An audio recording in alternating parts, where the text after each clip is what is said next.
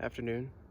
This is the first video that I'm going to be making on this type of content or this type of subject. This is new to me. It's kind of funny how things all come together and how you get inspiration to come out here into the middle of the woods and just decide to make a video about whatever subject I'm going to talk about. This is kind of just stuff that's been on my mind recently. I'm sorry if my voice is a little off or so. I just came off of the cold or the flu. Had it for the past 3 days or so, and I've been, I wouldn't say bedridden, I chose myself to be bedridden. Just resting, becoming lazy. I got the beautiful sounds of nature, also known as the Harley Davidsons, and the road nearby. They're gonna be blocking out some of the things I say, so further apologies for that. But I am in the beautiful pinyon and ponderosa pine and Utah juniper forest here at the Grand Canyon South Rim, which is where I'm currently residing. It's a beautiful area. So many people flock around the world just to look at this beauty and marvelous creation. And that's a good thing. That is a great thing. But one thing that really, I guess you could say, disappoints me, not just about modern generations or about, modern generations, my generation and the three above me, they've fallen into the stipulation and the ongoing running theme of looking at this grand beauty. You must look at this marvelous one beauty. Look at this marvelous Grand Canyon, 277 miles across, 18 miles wide, a mile deep on average, 1,600 meters. It is wonderful. It really is. If you've never seen it before, it's a glorious sight. But people tend to forget the beauty around it. I've lived here for a couple months now. I can't tell you how many times people don't even take the time to appreciate this right now. The trail that I followed just to get here right now isn't a man-made trail. It's a elk path. A path that's laid out by the elk. And I know I might get some critics about the National Park Service. You should stay on the trail, stay on the trail. The elk forge their own trail. Nature forges their own trails all the time. And if you go into the beautiful areas such as the British Columbia or Alaska, most of those trails are not man-made. Now, I know that argument can't be made here for the canyon because 6 million people come here every year. So of course there are regulations, rules, and restrictions, but I understand that. For the people that don't truly appreciate nature, but I am promising you I'm not taking anything. There's my little defense. That was an elk call in the distance. Not sure if you heard that. You should really back that up. Turn your volume up 300%. That was cool. First time I've heard that in a while. They just started having their babies, the mamas. So they do get protective, so I'm gonna keep my distance away from them. That's not the reason I came out here. During the 3 days that I was sick, and honestly during the past few months, taking the journey here at the canyon was a huge risk for me. I died a little bit on inside, which isn't a bad thing. You really have to. In order to be purified, you have to die. In order for someone to go into the ascensions of heaven, you must go to hell.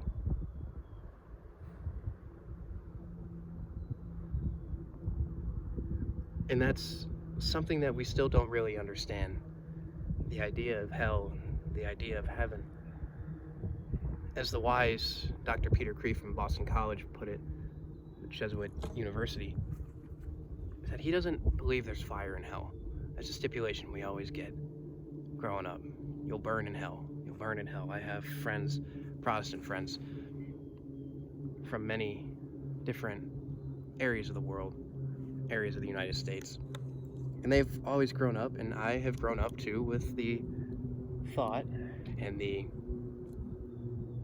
stipulation that you'll burn in hell if you don't follow these certain set of rules. I don't believe there's fire in hell. Fire is a creation of God. It's beautiful. If anybody's seen a wildfire out west, of course there's destruction, but there is beauty behind it. We all know that. There's wonderful, wonderful beauty behind seeing those fires. Even the smallest of flame. You look at a candlelight and you can look at it for just look at it. Don't focus on anything else, just look at it. And you can sit there for hours. Just take your mind off it. That's a reason why the Buddhist monks wear orange. They wear those orange robes. Not only was it a very easily accessible color in the time, but it's also a symbol of the flame, because even though there is darkness in the world, there is somebody to be a light. And why am I talking about Buddhist teaching, Christian teaching? Fundamentally, as Christians, we need to not closet ourselves in. We need to not closet ourselves in completely. Of course, the Bible is beautiful. Of course, the catechisms are beautiful. The many Christian works are beautiful. So it brings up the question for many people, why read Aristotle? Why read Socrates? Why read any of the old pagan philosophers? Why read the Tao? Why read the pillars from Buddha?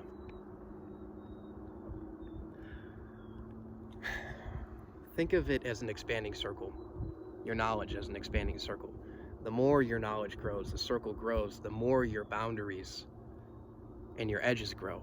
The more you learn, the more questions you're going to have. That's a fundamental belief that's been for a long time, not just in the religious world, but in the world of science.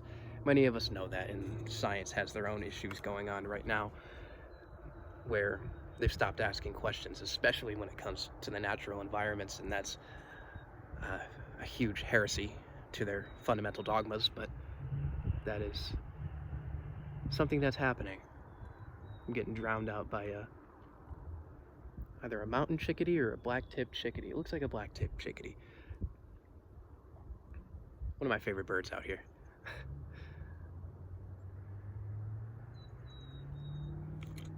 One of my favorite calls.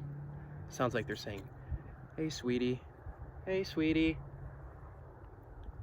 Or chickadee. Some people say cheeseburger. Cheeseburger. I don't. Kind of cut me off topic, but I was talking about why we should study the people of the philosophical times, or the pagan times, or the Buddhist times, if we're Christian.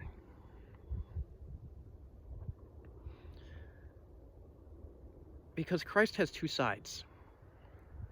He has a physical form, and he has, of course, his divine. He's physical and divine. That is what makes him part of that Trinity. God came down to earth as man. And people would be shocked today. Many Christians would be shocked today to find out in his physical, his man form, how ordinary he was. Just, he woke up, he prayed, he ate, he would say blessings. He was a good man. He was a carpenter. You know that there was a time once during his carpentry career where he dropped a piece of wood on his foot, or he hit his finger or his hammer on a finger, and he felt physical pain, such as many blue-collar people today do. And that's part of the relatability factor, of course. But he has the divine nature, of course, which made him separate from any other man. That's what made him separate from Buddha. That's what made him separate from Muhammad. That's what made him separate from me, made him separate from you. He has a physical form and a divine form.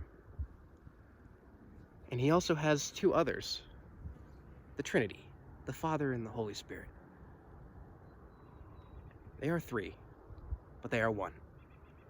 It's not a pagan religion, as many of the Islamic critics would like to say about Christianity. It's not pagan.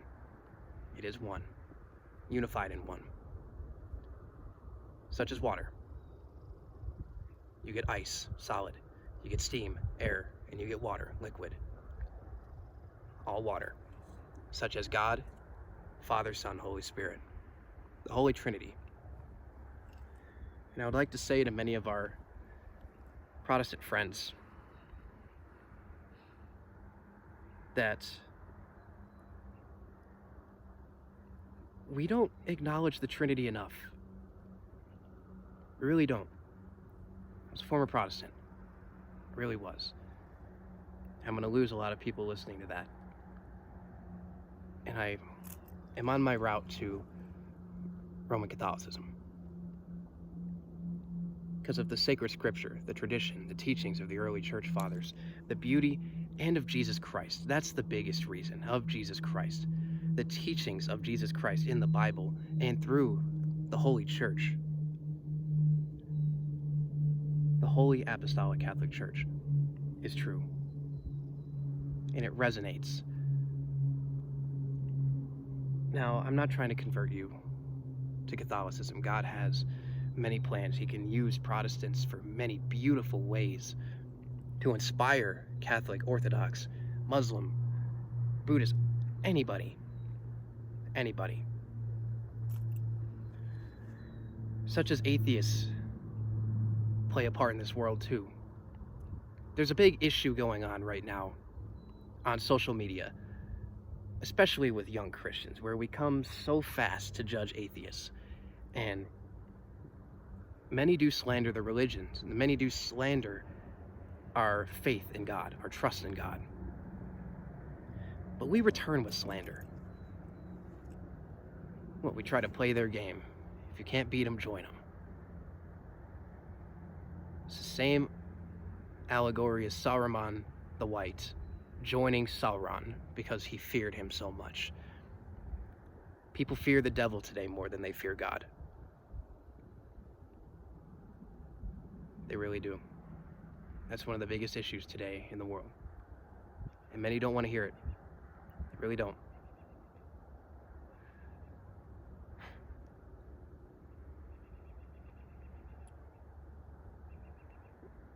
Something you notice too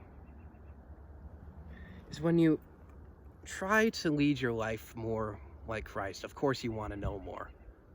You start reading into the theology, the philosophies, you start reading into the history, many different interpretations. I can't tell you how many hours I've spent in the past month of just listening to professors and theologians, atheists, Buddhists talking about Christianity, their religion, their philosophies. And you learn so much from that. You really do. And that's important. You need the knowledge. You need the background knowledge. You need the scriptural knowledge. You need the citations and the sources. But as the problem that God had with Job's friends in the end of the story, God goes to Job and God tells Job about his friends. And he says that his friends were wrong, which in that time frame doesn't make any sense. It really doesn't. Until you realize God's reason. Job was suffering deeply. Very deeply. But he still praised God. His friends came to him, and many misinterpret the friends. They say that they just tell him why he deserves it. You deserve this. You deserve it because of this, because of this. You have to understand. That wouldn't be much different from today. God is a just God. He really is. There are reasons why people decide to suffer. Or there's reasons why God allows Satan to come into people's lives and test them and suffer. That's the entire story of Job. The whole overarching story of Job is the first question that many skeptics ask. Well, why does suffering happen to innocent and pure souls, to saints? It is to strengthen us, of course, but that's not where I'm getting at. I'm going back, I'm deviating, but back to what I was saying is with God's friends, Job had something different than his friends. His friends were very theological. They were very, by the law, theological, and they had good reasons to suspect why Job was suffering so much. It's not a bad thing. Their friend suffered beside him for 7 days in silence. Try that today. Try if your friend has a family member that passes away. I can't even imagine a situation today where somebody would sit with them for 7 days. But that happened, especially in the old days. We're so invested in phones and technology. We have so many of these distractions. Turn on the TV, distract them. Back then,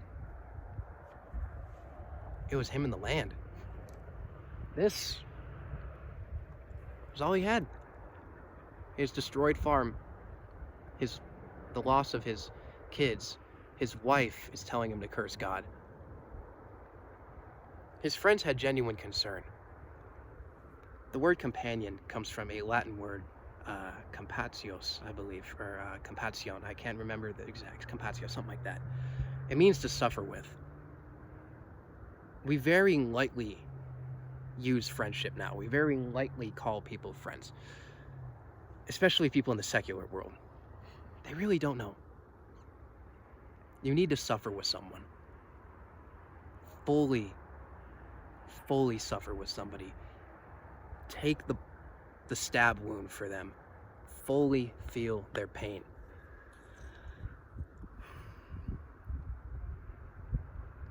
So they knew. They were really trying to help Job. They really were. But God knew something about the friends that we didn't during the first reading of that book. They were very theological. They were very philosophical. But they had no thou. They didn't pray. They didn't talk to God, whereas Job did.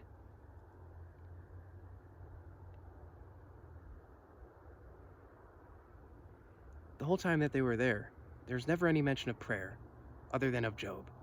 Job talked to God personally. And I would like to tell this to anybody that's going through a conversion or becoming stronger in the faith of Christ, is that you need that prayer life. Christ went through a very similar thing of Job in the Garden of Gethsemane and on the cross, where he believed that he couldn't even feel the presence, not believe, he couldn't even feel the presence of the Father for a second. My God, why have you forsaken me? That immense pain. Such is similar to Job's. So the ultimate answer is to the question, why do good things happen to, or why do bad things happen to innocent people? The answer is that we don't know. That's going to get a lot of skeptics riled up. You have to be sure of this. You have to be sure of everything. You have to be sure of everything. You have to know this. You have to know that. You have to. Please look into the idea, or the foundational belief of faith. Faith is not just a belief. As I said earlier, faith is a trust. Many today in the secular world know that you can't know everything. Because if you knew everything, you would be God. And that's one of the big things that God showed to Job in the end of the passage.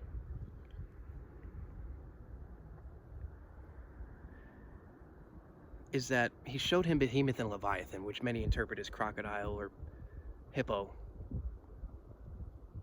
But that's something beyond our understanding. It was something beyond the understanding of Job. And we need that. If you're not an idiot in this idiotic world we're nuts, I'm an idiot. You need to be an idiotic. You need to be an idiot. You really do need to be.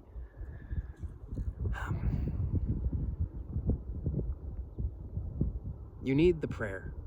You need the talk with God. We don't have it enough. And I'm going to get very practical here. You say, yes, I do. Okay. List out your prayer life in your head or write it down.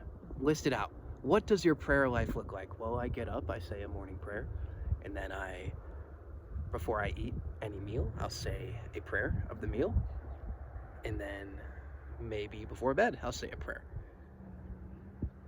And that's more than most today. It really is. It's more than most. But that's about 5 minutes of prayer, 10 minutes of prayer. Really. Out of your long day, you only have 10 minutes for prayer. You need to constantly have him in your mind. Constantly have him in your heart. And you don't talk to him formally. Don't talk to him like you're going for a job interview and you have to say the right things at the right time. You have to act like a little child. You have to act like a little child. You have to go to your granddaddy for help.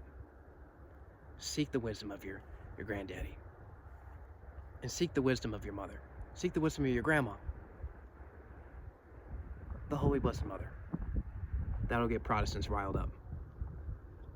That's idolatry. You should focus fully on Christ. Our mission as Christians is to become like Christ, to be imitators of Christ. We're taught that in Protestant churches. You know that. In order to be an imitator of Christ, we must love the mother. So you have to talk to her. It's that simple. It really is. I just encourage that for everybody. We need more Jobs. We need people to not play the victim in their suffering. We need people to thank God for many things in this world, many things that we should and we don't. We need to strive, as Dr. Alan Harrelson said from Eastern Kentucky University, I yearn for the days that men are judged by what they ought to do rather than what they don't do. I yearn for the days that men are judged by what they ought to do rather than what they don't do. I don't let my kids watch SpongeBob. I don't let my kids play this video game. I don't let my kids do this. I don't say this prayer. I don't say this. That's not the right way to live. That's closet. That's internal. I don't do this. The root of all sin, pride. No I, or there's always an I in pride. I want to try to tell you something. Challenge, homework.